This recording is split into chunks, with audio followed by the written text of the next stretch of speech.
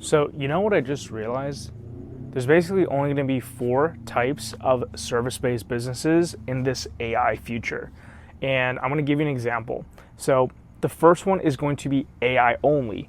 There is a company called Wegovy that scaled to over $1 billion selling GLP-1s, one guy with an AI website. So, that type of business is really going to be dependent on getting ahead of an industry, like seeing where there's a lot of demand, like GLP-1s, and then using AI to solve for all of the problems that normally require humans. If you can make it AI only, it will increase the speed of that entire business. And I think the main thing here is it has to be fairly simple, like one product, one avatar, and like GLP-1 is a perfect example of that, and really high demand. Like the market must be really hungry for the product. So that's number one, AI only. Number two is human only. So this is the stereotypical accountant or lawyer or electrician who runs all their books on a pen and paper still.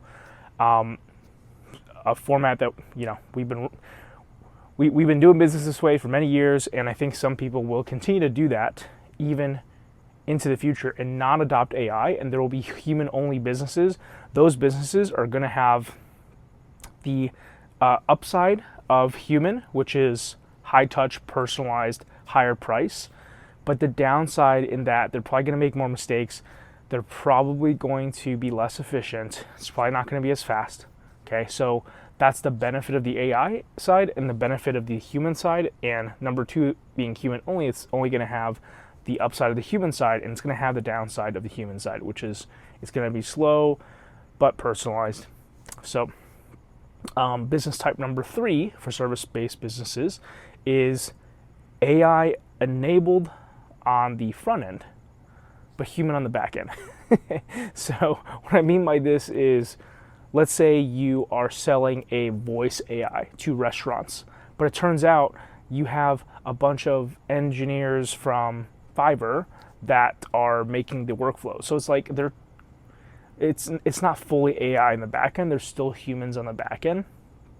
I think this model is dying very quickly, if not already, because there's so much competition in the AI space. I read this really great book called It's Not Luck, where this book was written 20, 30 years ago, and they're talking about how in times where there's technological races, when there's like a lot of innovation in a space like EVs, now it's AI, these companies are just going to continue driving prices down.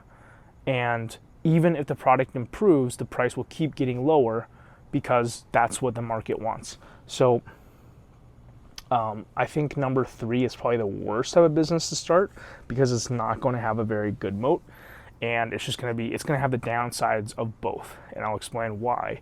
So the fourth one is human on the front end, AI on the back end.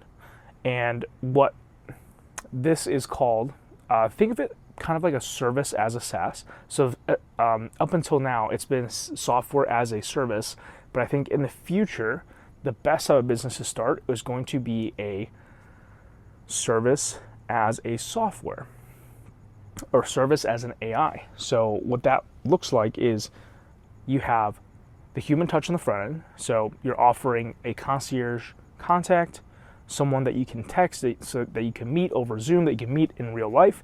That's the one thing that AI will never be able to replicate, is the IRL aspect of it.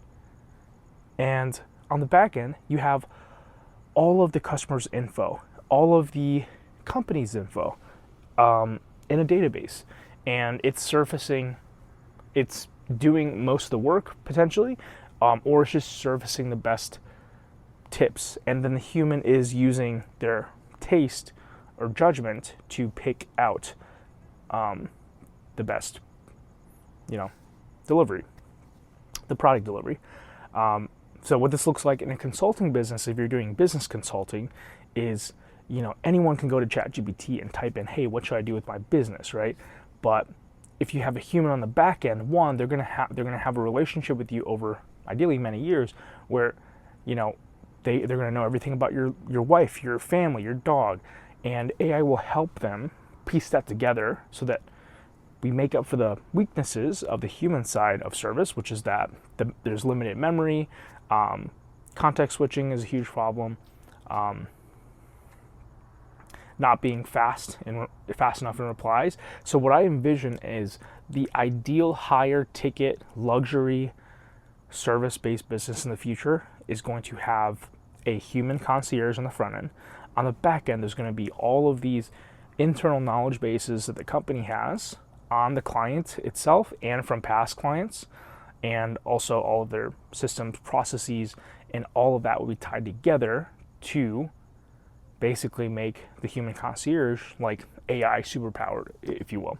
And I think this is going to beat out all of the other models except maybe model number one, which is AI only.